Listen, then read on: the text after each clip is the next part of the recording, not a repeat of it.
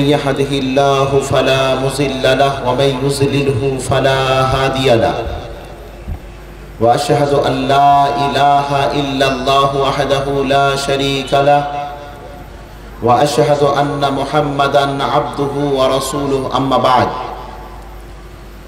فأعوذ بالله من الشيطان الرجيم بسم الله الرحمن الرحيم يا أيها الذين آمنوا قوا أنفسكم وأهلكم نارا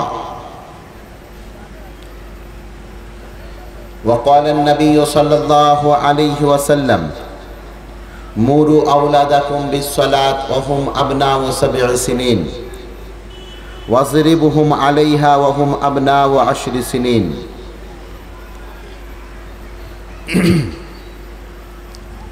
উপস্থিত শ্রদ্ধেয় সম্মানিত আজকের এই তাবলীগি জলসার যোগ্যতম সভাপতি মহাশয়, আমার সম্মুখীন বসে থাকা ছোট বড় ইসলামী ভাই সকল, পর্দার আড়ালের প্রিয় মা ও বোন, আজ আপনাদের এই তাবলীগি জলসায় যে বিষয় নিয়ে আলোচনা করব তা হচ্ছে আদর্শ পরিবার গঠনে পিতামাতার ভূমিকা, এবং এর সাথে সাথে মাঝে মধ্যে ওয়াকফ বোর্ড বা ওয়াকফ বিল এর যে পরিবর্তন বা সংশোধন, এই নিয়ে আপনাদের সম্মুখীন কিছুক্ষণ আলোচনা করার চেষ্টা করব ইনশাআল্লাহ। সম্মানীয় উপস্থিতি, মনে রাখবেন আদর্শ পরিবার প্রত্যেক মানুষের একটি দিলি তামান্না বা আন্তরিকভাবে প্রত্যেক মানুষ চাহিদা রাখে তার পরিবারটি যেন আদর্শবান হয়।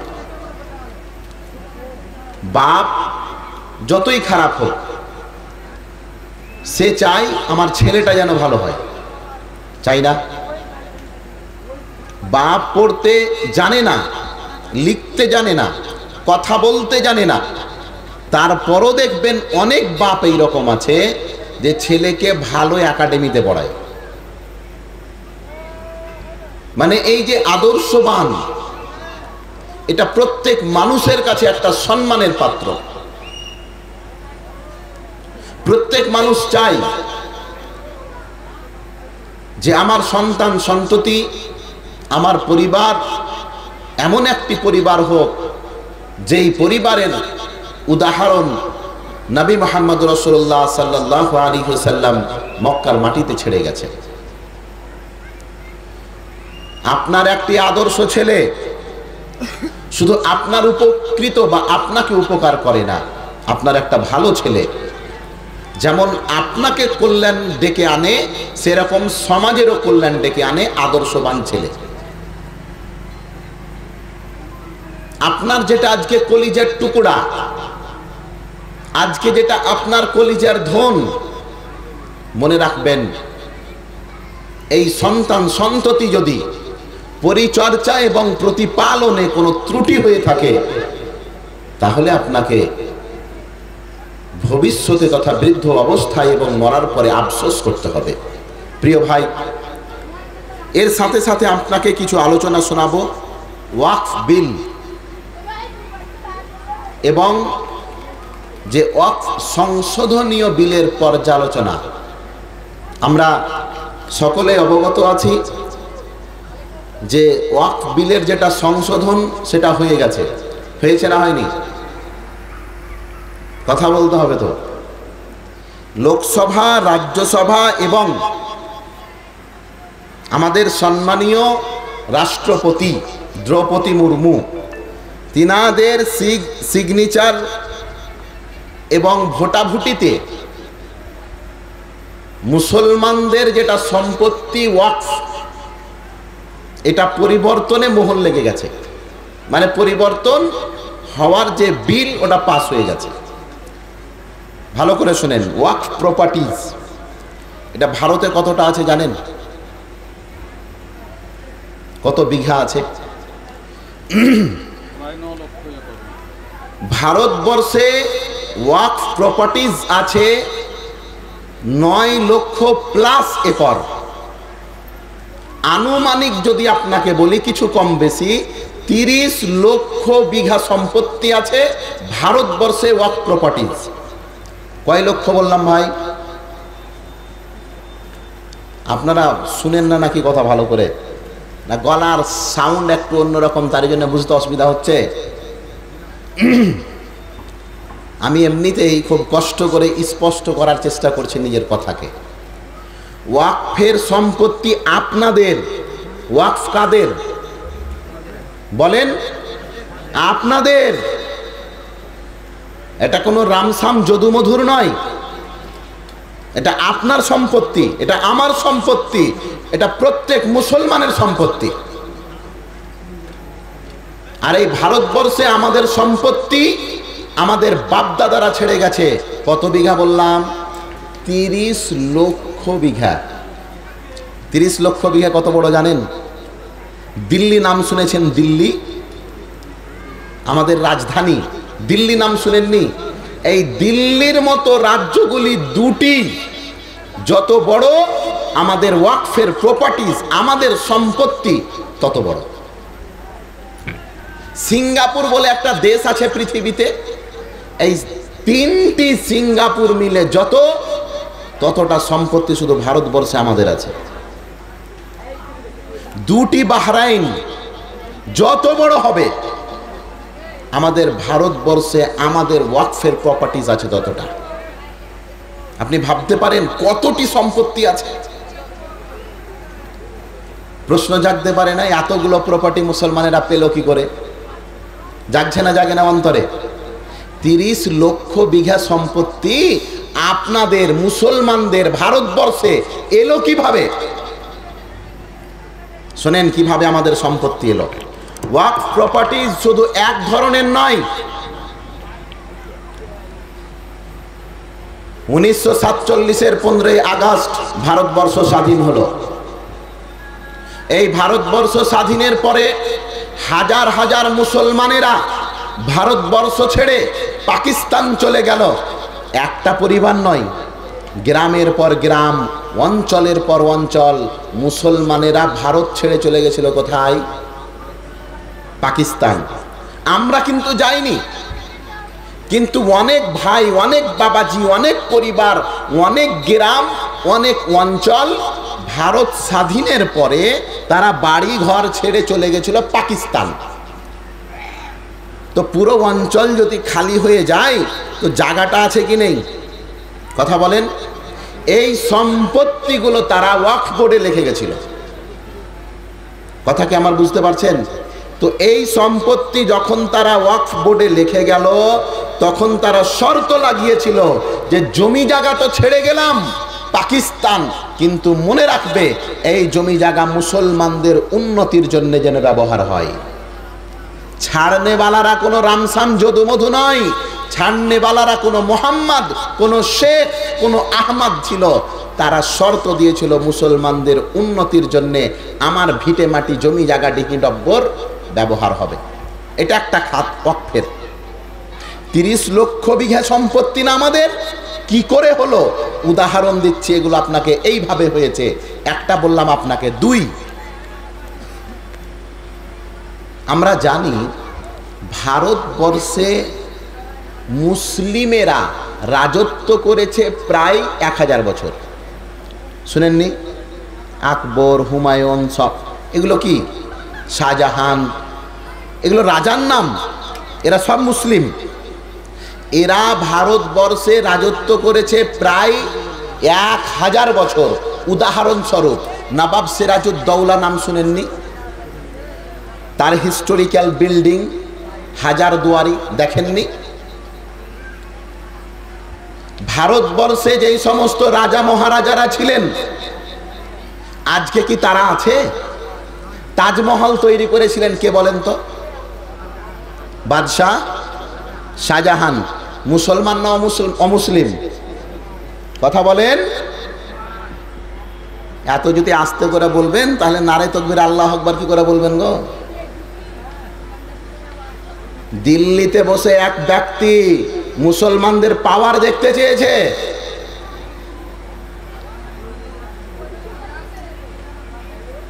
তাজমহল তৈরি করলেন শাহজাহান। আচ্ছা বলেন তো, শাহজাহানের গণাগোষ্ঠী কেউ এখন বেঁচে আছে পৃথিবীতে? খুঁজে পাবেন? নেই। কিন্তু শাহজাহানের জমি জায়গা ভারতে আছে না নেই? আছে। শাহজাহান যে বিল্ডিং তৈরি করেছে তাজমহল, এটা আছে না নেই? তিনার সব বংশ খানদান যখন শূন্য হয়ে গেল, এই প্রপার্টিজ গুলো চলে গেল ওয়াকফে। কয় ধরনের সম্পত্তি বললাম? দুই। একটা, যারা ভারত ছেড়ে পাকিস্তান চলে গেছিল। দুই, এক যুগে রাজা মহারাজারা বসবাস করতেন। আর একটা উদাহরণ বলি, আমাদের মুর্শিদাবাদের হাজারদুয়ারি কে তৈরি করেছেন? কোন দাস? কোন সরকার? বলেন। নবাব সিরাজউদ্দৌলা। জেনে রাখবেন, অনেক সময় আমি গর্বিত হই যে আমি ওই জেলার ব্যক্তি, ওই জেলার সদস্য, ওই জেলা আমার বাড়ি, যেই জেলাতে জন্মগ্রহণ করেছিলেন নবাব সিরাজউদ্দৌলার মতন মার্দে মুজাহিদ। গর্বের বিষয় এটা। যারা আমাদের দিকে আঙুল তুলে কথা বলছো, তারা একবার দেখো, আমাদের বাপদাদারা হাজারদুয়ারি, আমাদের বাপদাদারা হাজারদুয়ারির সামনে একটা বিল্ডিং, বলেন তো নাম কি তার? ইমামবাড়া। নাম শুনেননি? দেখেননি? এটা আমাদের প্রতীক যে আমরাই অগ্রভাগ ছিলাম ভারত থেকে ইংরেজদেরকে তাড়ানোর জন্যে। নবাব সিরাজউদ্দৌলার আবাসস্থলের নাম হচ্ছে হাজারদুয়ারি, আর ঠিক তার সামনে যেটা বিল্ডিং সেটা ইমামবাড়া। দেখেননি? এই ইমামবাড়া কোনো ব্যক্তির বাড়ি নয় গো, এখানে প্রায় নবাব সিরাজউদ্দৌলার 11,000 সৈন্য। কত হাজার? 11,000 সৈন্য সেখানে বসবাস করতেন। এরা সৈন্য, এদেরকে প্রশিক্ষণ দেওয়া হতো কেন? যাতে করে ইংরেজদের বিরুদ্ধে আন্দোলন করা যায়। নবাব সিরাজউদ্দৌলা ছিলেন, হাজারদুয়ারি আছে, ইমামবাড়া আছে। বলেন তো, নবাব সিরাজউদ্দৌলার খানদান কেউ বেঁচে আছে? তার জমি জায়গা আছে না নেই? এই সমস্ত জমি জায়গা এখন চলে গেছে কোথায়? ওয়াকফের প্রপার্টিজতে, ওয়াকফ বোর্ডে ওয়াকফের সম্পত্তি হয়ে গেছে। বুঝতে পারছেন 30 লক্ষ বিঘা সম্পত্তি কি করে এসেছে? দুটা খাত বললাম, অনেক খাত আছে। আর একটা খাত বলে আমার বিষয় আর একটু এগিয়ে যাব। আমাদের পূর্বপুরুষেরা, আমাদের পূর্বের লোকেরা, ধনাঢ্য ব্যক্তিরা, সচ্ছল মুসলমানেরা মুসলমানদের দুরবস্থা দেখে তাদের উন্নতির জন্যে কিছু জমি ওয়াকফ বোর্ডকে দান করে গেছিলেন। উদাহরণস্বরূপ, ইমাম ভাতা, মুয়াজ্জিন ভাতা বুঝেন আপনারা? বুঝেন কি বুঝেন না? 3000 টাকা আর 1500 টাকা, জানেন না? ক টাকা? 3000 আর, আপনারা জানেন পশ্চিমবঙ্গে এমন কোনো ওয়াক্তিয়া আর জুমা বলে কোনো কথা নেই। প্রত্যেক মসজিদকে রাজ্য সরকার ইমামকে 3000, মুয়াজ্জিনকে 1500, মানে সর্বমোট 4500 টাকা করে দেয়। এটা জানেন কি জানেন না? আপনারা কি জানেন এই টাকাটা কার? জানেন না?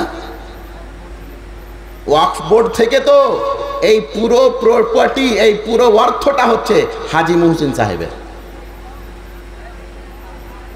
হাজী মুহসিন সাহেব একজন ব্যক্তি, তার সম্পত্তি কতটা ছেড়ে গেছেন বিশেষজ্ঞগণ বলছেন মুয়াজ্জিনদের বেতন 1500 না করে যদি 10,000 করা হয়, ইমামদের বেতন যদি 3000 না করে 20,000 করা হয়, সারা জীবন যদি এরাকে এইরকমভাবে বেতন দেওয়া হয়, তবু হাজী মোহাম্মদ মুহসিন সাহেবের সম্পত্তি শেষ হবে না। একজনের টাকায় লক্ষ লক্ষ কোটি কোটি ইমাম এবং মুয়াজ্জিন পোষা হবে। এটাই হচ্ছে আমাদের বাপদাদার ইতিহাস। এটা হচ্ছে কি? ওয়াকফ প্রপার্টিজ। এইরকম লক্ষ লক্ষ সোর্স আছে যেগুলো ওয়াকফ প্রপার্টি একের পর এক কি হয়েছে যুক্ত হয়েছে। কথা কি আমার বুঝতে পারছেন আপনারা? মধ্যে মধ্যে হ্যাঁ হু বলবেন, তাহলে বোঝা যাবে যে শুনছেন। শোনেন, এই ওয়াকফ প্রপার্টিজ, ভারতে এতটা ওয়াকফ আছে যে ভারতে মুসলমানদের উন্নতির জন্য যত জায়গা আছে, পৃথিবীতে কিছু কিছু দেশ তত বড় নয়। পৃথিবীতে কিছু কিছু দেশ অত বড় নয়।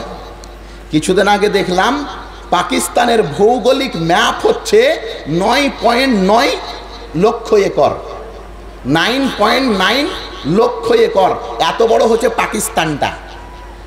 আর মুসলমানদের ওয়াকফের প্রপার্টি ভারতবর্ষে আছে 9.6 লক্ষ একর। মানে আনুমানিক যত বড় পাকিস্তান তত বড় জায়গা, যত বড় পাকিস্তান ততটা জায়গা শুধু ভারতবর্ষে মুসলমানদের ওয়াকফের নামে আছে। চিন্তার বিষয়, 2-4 টাকার বিষয় নয়। কিছুদিন আগে, কিছুদিন পূর্বে আনন্দবাজার পত্রিকায় একটা সমীক্ষা বের হয়েছিল যে এই ওয়াকফ প্রপার্টি যেটা মুসলমানদের ভারতবর্ষে আছে, যদি এই প্রপার্টিজের, এই ওয়াকফ সম্পত্তির ন্যায্য ভাড়া মুসলমানদেরকে দেওয়া হয় তো প্রতি বছর 12,000 কোটি টাকা করে মুসলমানেরা পাবে। কত হাজার কোটি? 12,000 কোটি। এটা বিক্রি করে নয়, শুধু ভাড়া। 12,000 কোটি টাকা প্রতি বছর বাৎসরিক শুধু ভাড়া পাবে মুসলমানেরা এতটি।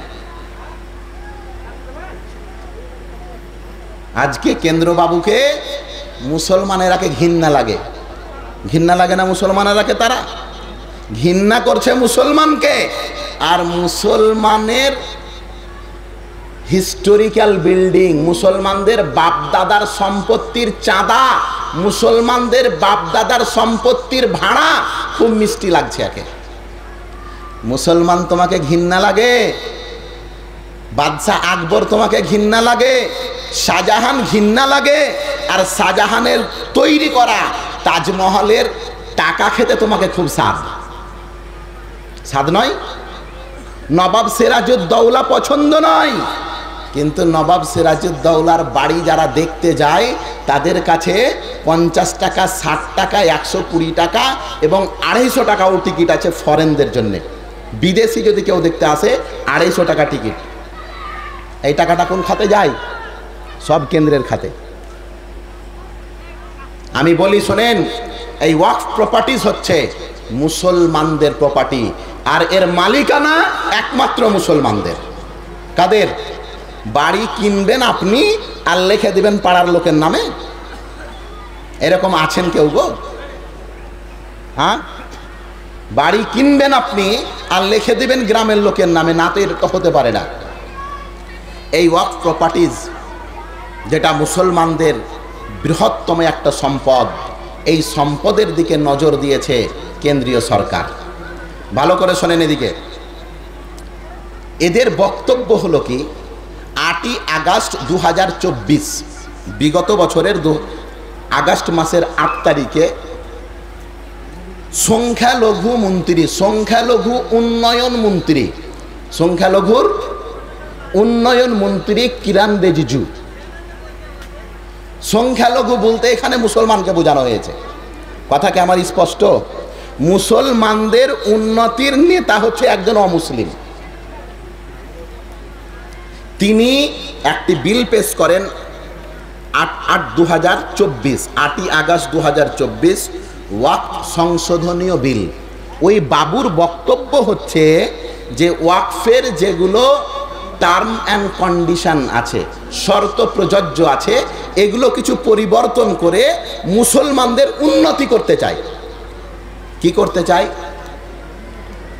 মুসলমানদের আহারে দরদ, মুসলমানদের। এই বিজেপি সরকারের খুব দরদ মায়া কান্না।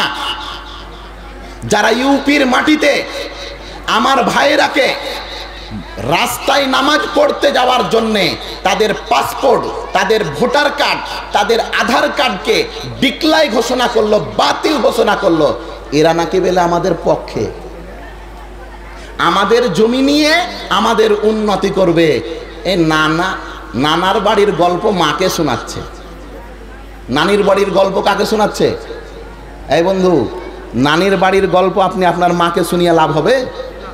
আপনার মাই ভালো জানে নানির বাড়ির গল্প, কারণ ওখানেই ছোট বড় হয়েছে বলে। বন্ধু, মুসলমানেরা কোনোদিন রাস্তায় নামাজ পড়ে না। পড়ে?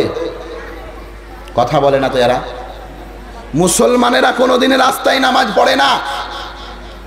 পশ্চিমবঙ্গের তৃতীয় বৃহত্তম ঈদগাহ, আমাদের শ্রদ্ধেয় শেখ সেই ঈদগাহার ইমাম, লোহরপুর ঈদগাহ, নাম শুনেননি? রাস্তায় নামাজ হয় কি হয় না? হয়, কিন্তু কারণ শোনেন ভালো করে। আচ্ছা বলেন তো, ঈদগাহ খালি রেখে কি রাস্তায় নামাজ? বাধ্য হয়ে রাস্তায় নামাজ।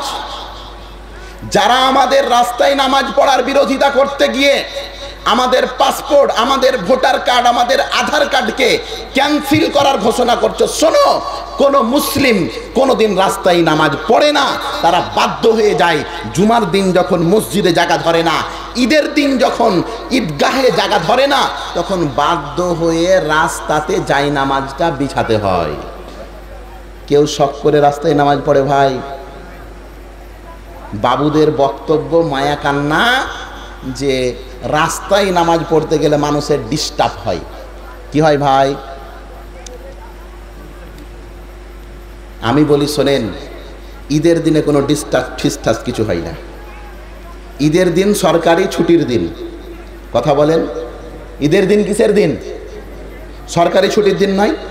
সেদিন তো কোনো মানুষ অফিস আদালত যায় না। দ্বিতীয় বিষয় বলি ভাই, ঈদের নামাজ কয়টার সময় গো? বলেন। 7টা, 6-7টা, 7:30 এইরকমই এলাকাতে। যারা বলেন রাস্তা জ্যাম, সাধারণ মানুষের ক্ষতি হচ্ছে, আমি তাদেরকে বলি, কোন মার্কেট, কোন বাজার, কোন হাট 7টার পূর্বে খোলে? খুলেছে? আপনি কালকে, গতকালকে, আগামীকালকে যদি আপনি 7টার সময় বাসুদেবপুর মার্কেট যান কোনো কেনাকাটার জন্যে, কয়টা দোকান খোলা পাবেন বলেন তো? এরা কি বোঝাতে চাইছে? আমরা যদি বাধ্য হয়ে রাস্তাতেও নামাজ পড়ি তো খুব বেশি হতে গেলে 15 মিনিট। কতক্ষণ? ঈদের নামাজ কতক্ষণ? খুব বেশি হলে 15 মিনিট। তারপরে ওটা ছুটির দিন, তারপরে ওটা সকাল সকাল। কোনো বান্দা সেই দিন হাট বাজার করতে অত সকাল সকাল বের হয় না। হয়? ও কানাকে হাইকোর্ট আমরাকে দেখাও না।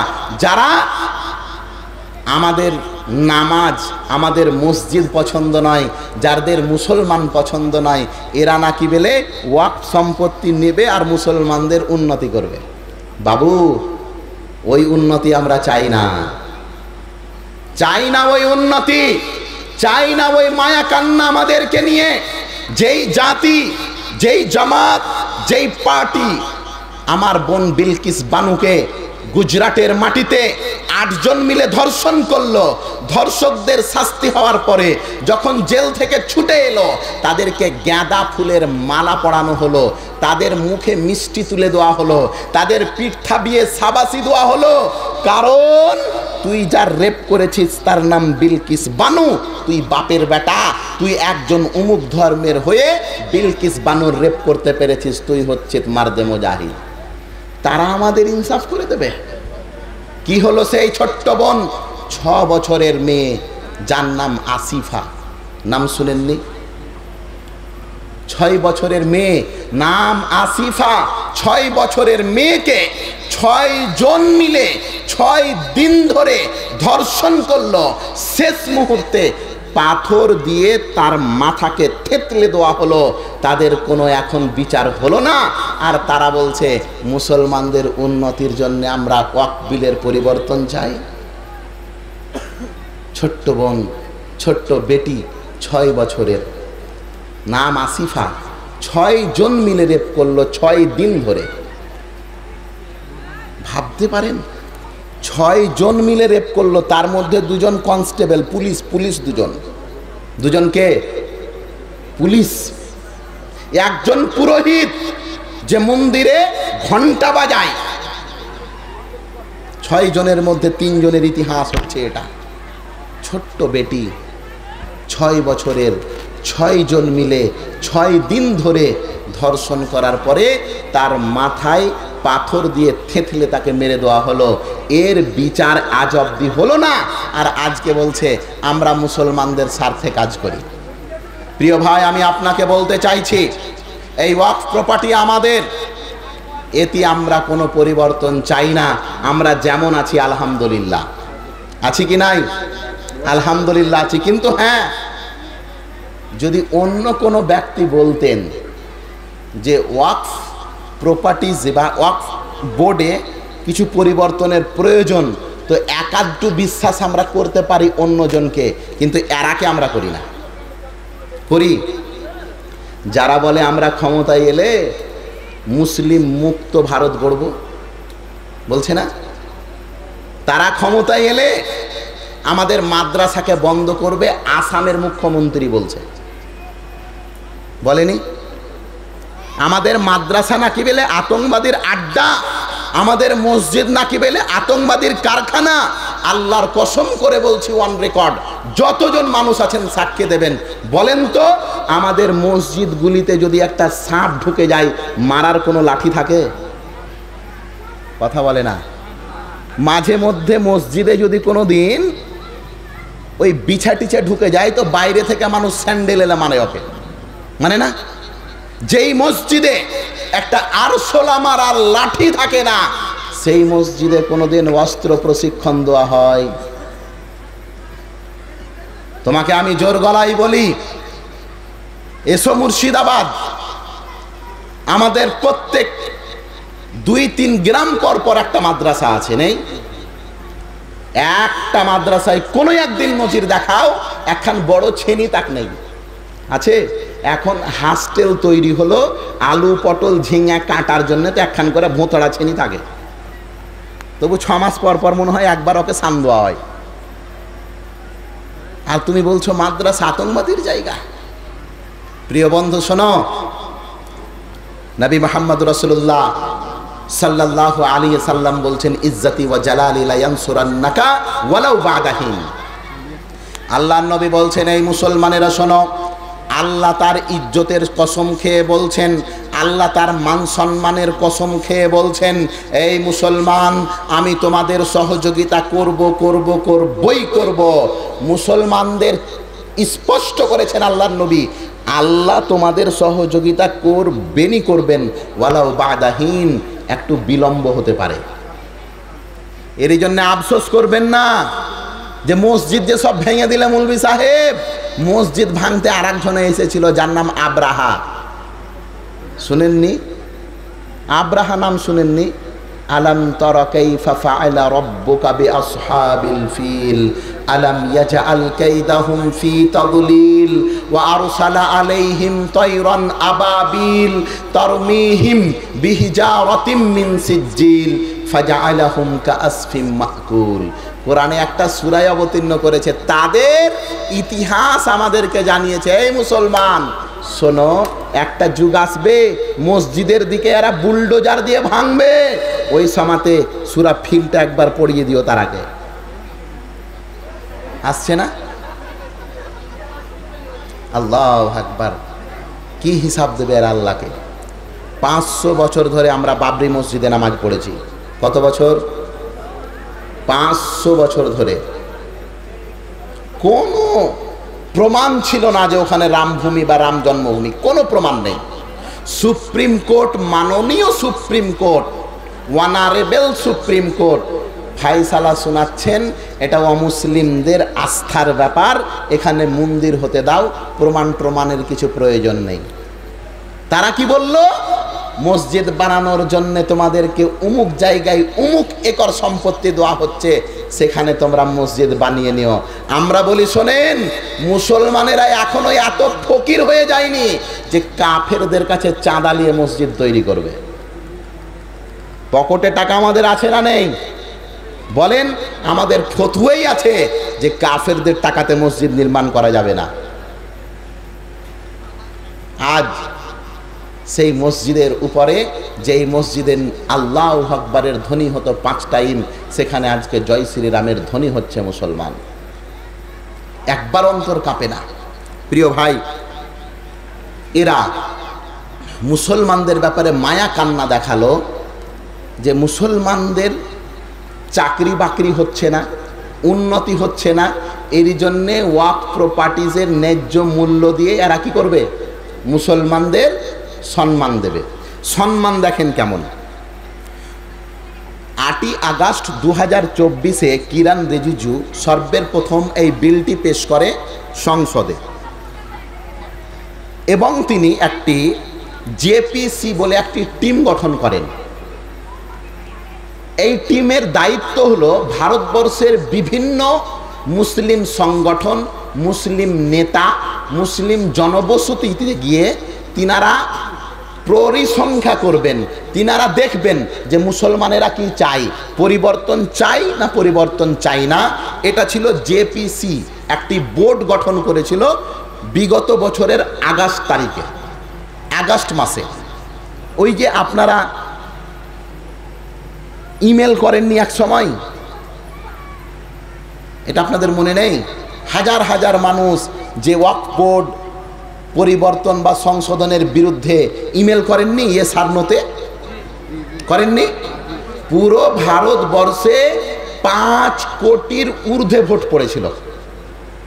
5 কোটি প্লাস মুসলমান তাদের সমর্থ জানিয়েছিল সোশ্যাল মিডিয়ার মাধ্যমে কিরণ রিজিজুর দপ্তরে যে আমরা ওয়াকফ বোর্ডের সংশোধনীয় বিল চাই না। কিরণ রিজিজু যখন দেখলো জেপিসি তো কাজ উল্টে দেবে, এর জন্যে জেপিসি এই বোর্ডকে বাতিল ঘোষণা করে তড়িঘড়ি এই রোজার ঈদের পরে তড়িঘড়ি লোকসভায় এবং রাজ্যসভায় বিল পেশ করার একটি ডেট ফিক্স করে নেন। আমরা জানি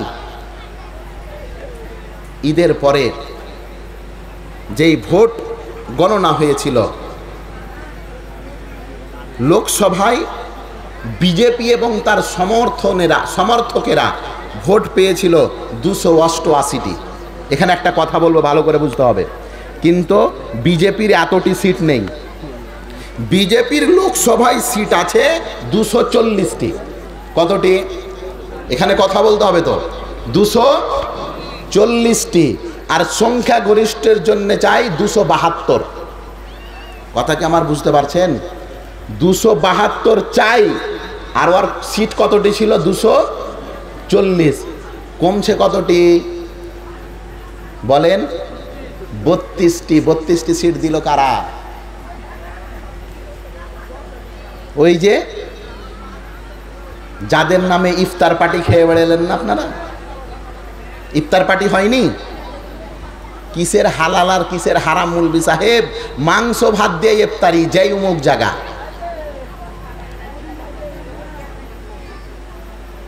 চন্দ্রবাবু নাইডু, কি নাম? খুব মুসলমানেরা নাচলো তাকে, ইফতার পার্টিতে নিয়ে এলো, ইফতার মাহফিলে বক্তব্য দোয়া করালো। সৌদিয়ান যেটা জুব্বা এবং যেটা পোশাক, সেই পোশাক পরিয়ে মসজিদের মধ্যে দাঁড় করিয়ে বক্তব্য দোয়া করালো। তারা মনে করলো এরা মসজিদে, মক্তবে, ঈদগাহে ইফতার পার্টিতে এলো মানে মুসলমানদের হিতাকাঙ্ক্ষী। কি হলো? ভোটের সময় তো বিজেপির পাল্লু ধরে, বিজেপির ওড়না ধরে বিজেপিকেই ভোট দিল। কই তোমার দিকে তো হলো না। সুতি শামশেরগঞ্জেও হয়েছে, আবার ওই পার্টির নাম লওয়া যাবে না। হয়নি ইফতার পার্টি? নাম নিয়ে বললে তো আবার দোষ। আমি বলি, সারাদিন না খেয়ে এত কষ্ট করে মনকে, শরীরকে, আত্মাকে সবকে দুর্বল করে এই পার্টির ইফতারিতে গেলেন, একবার ভাবলেন না এটা বৈধ না অবৈধ? কোথায় আজকে ফতোয়া আর কোথায় আজকে আলেম ওলামার কথা? সবকে তো বুড়ো আঙুল দেখাচ্ছেন, বৃদ্ধাঙ্গুলি প্রদর্শন করেছেন। প্রিয় বন্ধু, এটার নাম ইসলাম। আপনি রাজনীতি করছেন, করেন, কিন্তু ইসলামকে গণতন্ত্রের সঙ্গে মিলাবেন না। যে ইসলামে বলা হয়েছে যেখানে ছবি থাকে ওখানে নামাজ হয় না। জানেন কি জানেন না? কথা বলে না। ঘরে যদি ছবি থাকে তাহলে আমরা কি বলি? ছবি হটাও, এই ঘরে নামাজ পড়ে, বলি না? আপনি ছবির কথা কি বলছেন গো? যে ফিল্ডে আপনারা ইফতারি করতে যে নামাজ পড়েছেন তার ঠিক আগাদিকে বড় বড় পোস্টারে নেতা মন্ত্রীদের ছবি ছিল। ছিল কি ছিল না? দেখেননি ফোনে? আপনাকে দেখাতে হবে আমাকে এখানে এসে। কাদের পিছনে হই হই রব? যারা রাস্তা উদ্বোধন করতে গেলে হিন্দুয়ানা রেওয়াজ দিয়ে রাস্তায় নারকেল ভাঙে। ভাঙে না? সামান্য জল ট্যাঙ্কি উদ্বোধন করবে তো 3টা এনেছে নারকেল। একটা মেম্বার ভাঙবে, একটা প্রধান ভাঙবে, একটা সভাপতি ভাঙবে। আমি বলি নামের আগে আর নামের পিছে শেখ মোহাম্মদটা কেটে দিয়ে আপনি নারকেল কেন আরো কিছু ফাটান, আপত্তি আমাদের থাকবে না। আমার রসুলের সুন্নাত এটা নয়, এটা হচ্ছে অমুসলিমদের সুন্নাত, এটা অমুসলিমদের কৃষ্টি কালচার। কোনো জিনিস উদ্বোধন করতে গেলে নারকেল ভাঙে, এটা আমাদের। আগে ছিল ফিতা কাটা। আগে উদ্বোধন কিভাবে হতো? ফিতা কাটা। আর এখন ফিতা কাটা বাদ, এখন পুরোপুরি হিন্দুয়ানা রেওয়াজ। কিভাবে? নারকেল ফাটাচ্ছে স্যার রাস্তায়। কি হলো এটা? শিলান্যাস হলো। শিলান্যাস আবার কিসের? তারপরেও তো ফের রাস্তা যে কয়েক টাকার হলো আর কয় টাকা পকেটে ঢুকলো ওগুলো তো ফের বলা যাবে না। বলা যাবে না, ওটি আবার বলা যাবে না। শোনেন বন্ধু, আমি আপনাকে যেখানে নিয়ে যাচ্ছিলাম ওয়াকফ প্রপার্টিজের গল্প কি একটু শোনেন। লোকসভাতে বিজেপি পেল 288টি, অথচ বিজেপির সিট ছিল 240। এতটি সিট পেল কি করে? বন্ধু, কোনটা নিজ আর কোনটা পর এটা বুঝতে আপনি ভুল করেছেন। অনেক মানুষকে আপনি বলি, এ কথা ভালো করে শুনবেন, যারা মনে করছেন যে অমুক অমুক পার্টি মুসলমানের পক্ষে ভোট দিয়েছে, তারা ওয়াকফ বোর্ড পরিবর্তনের বিরুদ্ধে ভোট দিয়েছে। আসলে বিরুদ্ধে কিছু ভোট দেয়নি। শোনেন ভালো করে, রাজনীতির একটা নিয়ম হচ্ছে, শোনেন ভালো করে, রাজনীতির একটা নিয়ম হচ্ছে ক্ষমতায় যে থাকবে আর তার নিচে যারা থাকবে এদের এক অপরের বিরোধিতা থাকা জরুরি। কথা বুঝলেন না আমার? আপনি কি মনে করছেন বিজেপির পরে আর একটা বৃহত্তম পার্টি আছে ভারতবর্ষে যারা প্রায় 99টি সিট পেয়েছে, এরা কি মনে করছেন যে আপনাদের হিতাকাঙ্ক্ষী হয়ে ভোট দিয়েছে? না, বিজেপির বিরোধিতা করতে হবে এরই জন্য ভোট দিয়েছে। ওরাও যদি জোটে থাকতো তো বিজেপিকেই ভোট দিত।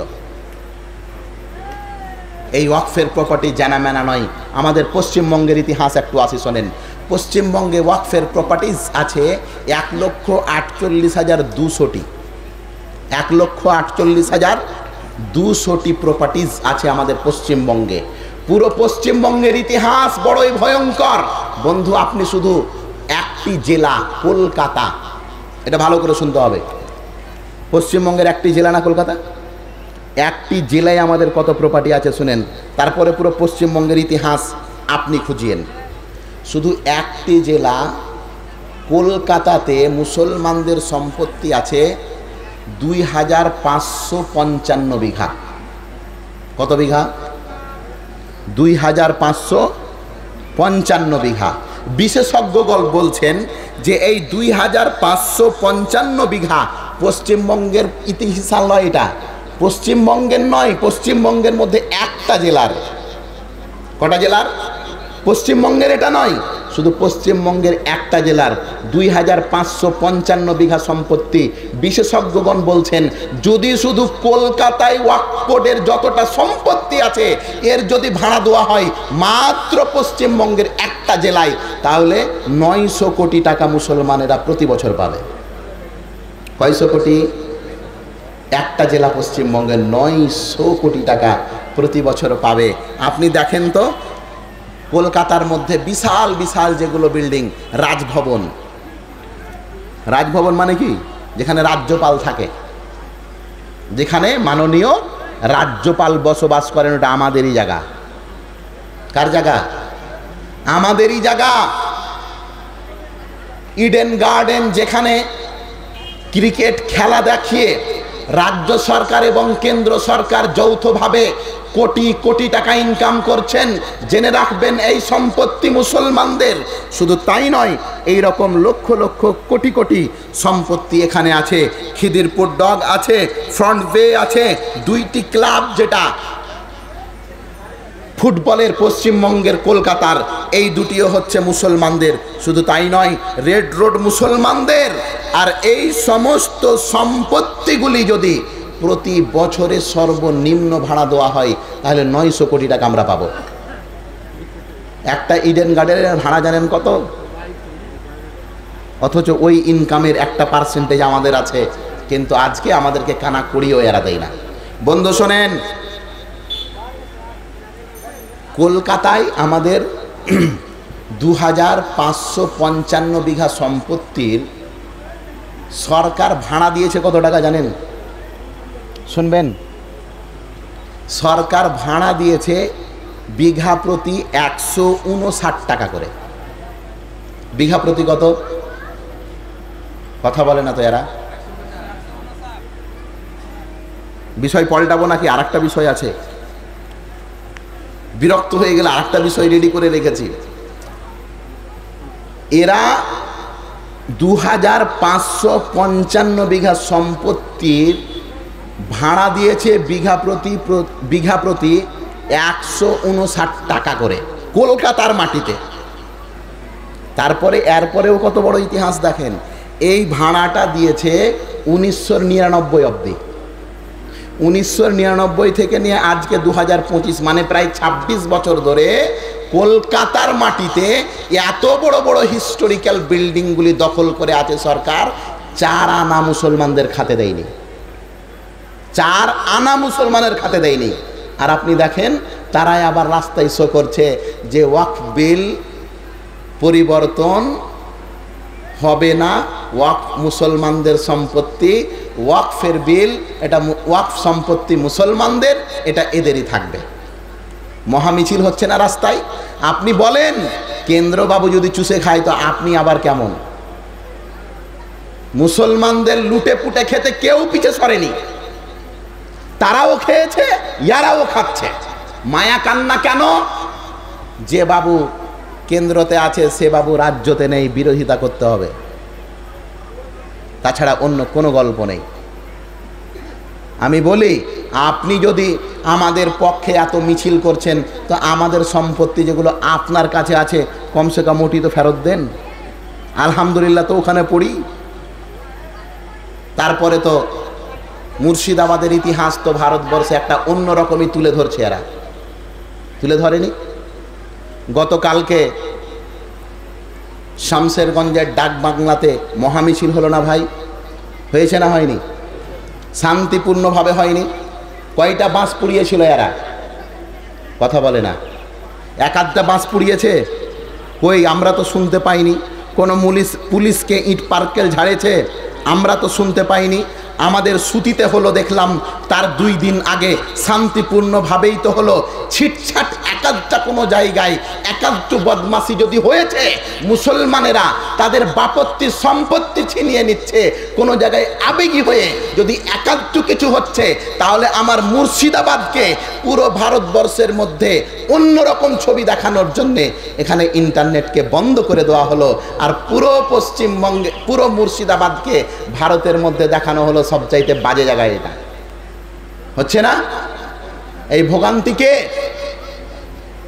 আপনি জানেন, যেই জায়গার ইন্টারনেট ব্যবস্থা বন্ধ থাকে কত রকম আর অর্থনৈতিক দুর্বল হয়ে পড়ে ওই জায়গা। সরকারকে বলি, এক এক দিনের রিচার্জ করতে আমাদেরকে 8 থেকে 9 টাকা লাগে, লাগে না? 299 টাকায় 28 দিন নাকি?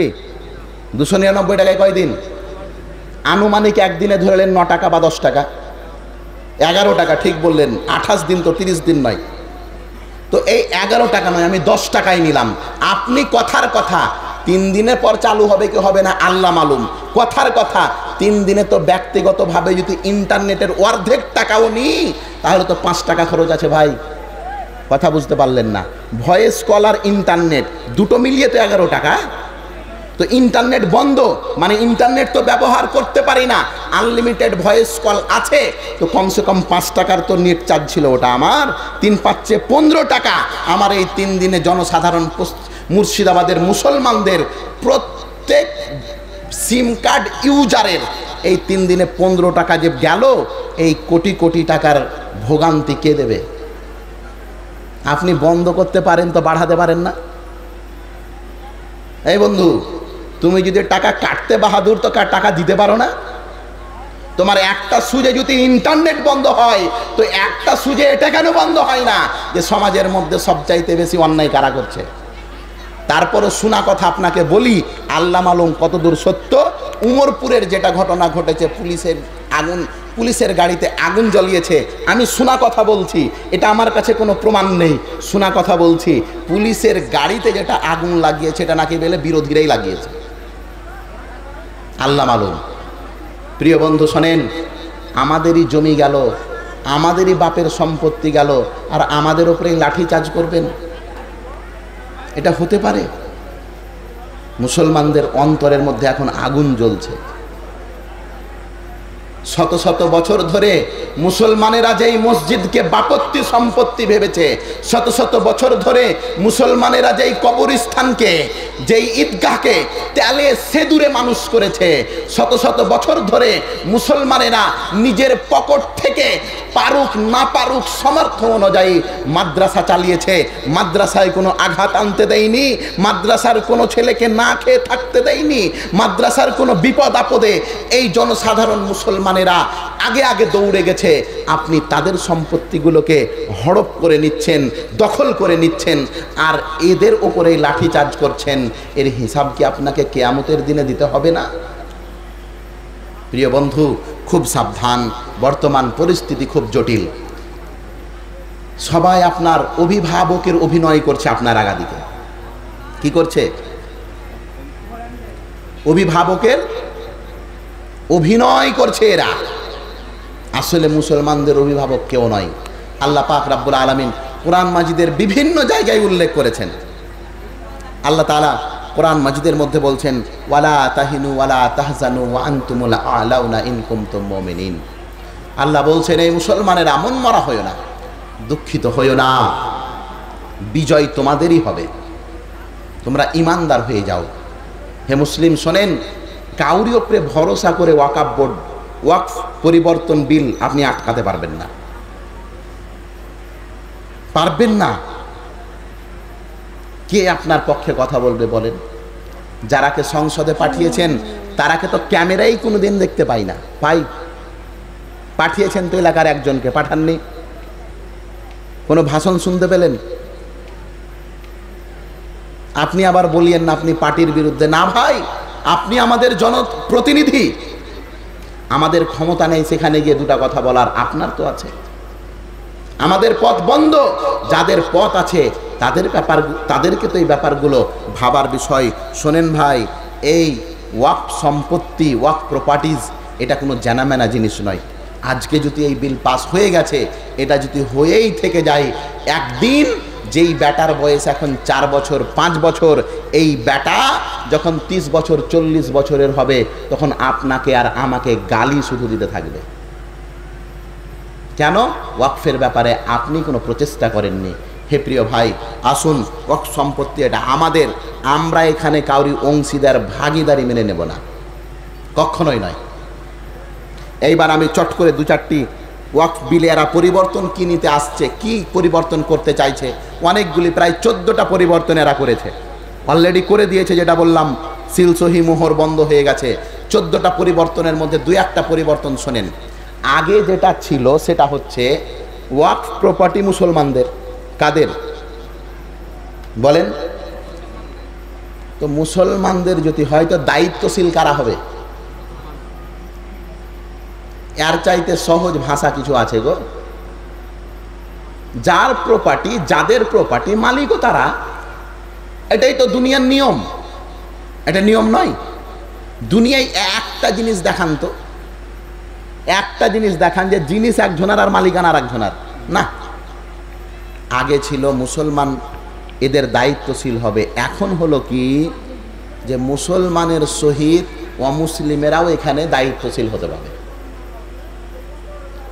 দুই, এখানে যেটা পরিবর্তন ঘটেছে, সরকারি খাতে যে প্রপার্টিজ ব্যবহার হচ্ছে, ওয়াকফের সম্পত্তি যেগুলো কিসে ব্যবহার হচ্ছে, সরকারির কোনো অফিস, আদালত, আবাস, সরকারের যেগুলো ব্যবহার হচ্ছে, এগুলো ওয়াকফকে আর ফিরিয়ে দেওয়া যাবে না। তিন, আগে ছিল, ধরে নেন কথার কথা, আপনাদের একটা ঈদগাহ আছে, কি আছে, ঈদগাহ। এখানে আর একটা কথা বুঝেন, ধরে নেন আপনি ঈদগাহকে 5 কাঠা জায়গা দান করলেন, অনেক মানুষ করে না, কবরস্থানকে বা ঈদগাহকে 5 কাঠা, 2 কাঠা, 1 কাঠা, 1 বিঘা দান করে কি করে না মানুষ। তো যখন আপনি কোনো সম্পত্তি মসজিদ, মাদ্রাসা, মক্তব, ঈদগাহ, কবরস্থানে দান করলেন, তো ওটা আপনি সিকদারপুর কবরস্থানে দান করলেন না, ওটা দান করলেন ওয়াকফে। কথা কি আমার বুঝতে পারছেন? যখনই ওটা পাবলিক প্রপার্টি, ইসলামের জন্যে শর্তবিহীন আপনি দান করলেন, সেটা ওয়াকফের খাতায় চলে গেল সঙ্গে সঙ্গে। যেমনই আপনি লিখে দিলেন 1 কাঠা জমি আমি অমুক গ্রামের মসজিদের নামে দান করে দিলাম, তো রেজিস্ট্রি মসজিদকে দিলেন না, রেজিস্ট্রি দিলেন ওয়াকফকে। কথা স্পষ্ট? রেজিস্ট্রি কাকে দিলেন? ওয়াকফকে দিলেন। আগে ছিল কি নিয়ম শোনেন, ধরে নেন আপনাদের ঈদগাহ আছে 10 বিঘা, কথার কথা, ভালো করে শোনেন, এটা ঈদগাহ আছে কয় বিঘা? 10 বিঘা। আগে ছিল কি, যদি আমি দাবি করি যে এই 10 বিঘা তোমাদের ঈদগাহের মধ্যে 5 কাঠা কিন্তু আমার জায়গা আছে, এরকম দাবিদার হতে পারে কি পারে না? কথা বলেন, পারে। তো আগে নিয়ম ছিল, যে দাবি করবে তাকে দেখাতে হবে প্রমাণ, ওয়াকফ দেখাবে, ওয়াকফকে দেখাবে, দেখো ভাই তোমরা যে এই কবরস্থান তৈরি করেছো, এখানে 5 কাঠা জমি আমার, এই যে আমার দলিল। বুঝতে পারলেন? এটা ছিল আগে নিয়ম। এখন নিয়ম কি, যদি আপনার ঈদগাহ বা কবরস্থানে আমি দাবি করি যে এখানে 2 কাঠা জমি আমার আছে, তাহলে আপনাকে প্রমাণ করতে হবে যে এটা ওয়াকফের সম্পত্তি, তোমার নয়। বুঝতে পারলেন না? আবার বলি, এটা শোনেন, ধরে নেন আপনাদের 2 বিঘা বা 5 বিঘা কবরস্থান আছে, আমি দাবি করলাম যে 1 কাঠা আমার, তো আপনি কি বলবেন? দলিল দেখাও, এটাই তো বলবেন। আমি দলিল দেখাতে পেরে নিলাম, তো আপনি বাধ্য কেটে দিতে। এটা ছিল আগে। এখন কি হয়েছে, আমি যদি বলি যে এই কবরস্থানে আমার 1 কাঠা আছে, তো দলিল আমাকে দেখাতে হবে না, দলিল আপনাকে দেখাতে হবে। সময় 90 দিন। কত ভয়ঙ্কর তথ্য দেখছেন? শোনো বন্ধু, যারা বলছো মুসলমানেরা দেশদ্রোহী, মুসলমানেরা ভারতকে ভালোবাসে, এরই জন্যে তো মুসলমানেরাই লিখেছে, সারে জাহাঁ সে আচ্ছা হিন্দু সিতা হামারা, হাম বুলবুলে হে ইসকি ये गुल সিতা হামারা। কে লিখেছে এটা? মুসলমান। আল্লামা ইকবাল লেখেনি। আমরা কোনোদিন ভেদাভেদ চাইনি। এরই জন্যে তো একজন মুসলিম কবি কাজী নজরুল ইসলাম লিখেছেন, 1 বৃন্তে 2টি কুসুম, হিন্দু মুসলমান, মুসলিম তার নয়নমণি, হিন্দু তাহার প্রাণ। আমরাই এই ভারতবর্ষ স্বাধীনে যত রক্ত লেগেছে আমরাই দিয়েছি। এরই জন্য আল্লামা ইকবাল বলেছেন, जब भी वतन को लहू की जरूरत पड़ी हमारी ही गर्दन कटी, अब कहते हैं ये अहले वतन, ये वतन है हमारा तुम्हारा नहीं। ভারতকে যখনই রক্ত লেগেছে আমরাই সবচাইতে বেশি রক্ত দিয়েছি, আর আজ তারা আমাদেরকে বলছে যে এই ভারত হচ্ছে আমাদের, এই ভারতে তোমাদের কোনো অংশীদারিতা নেই। প্রিয় মুসলিম ভাই, আমি আপনাদেরকে স্পষ্ট যে কথা বলতে চাইছি, ওয়াকফ প্রপার্টি এটা হচ্ছে মুসলমানদের নিজস্ব সম্পত্তি।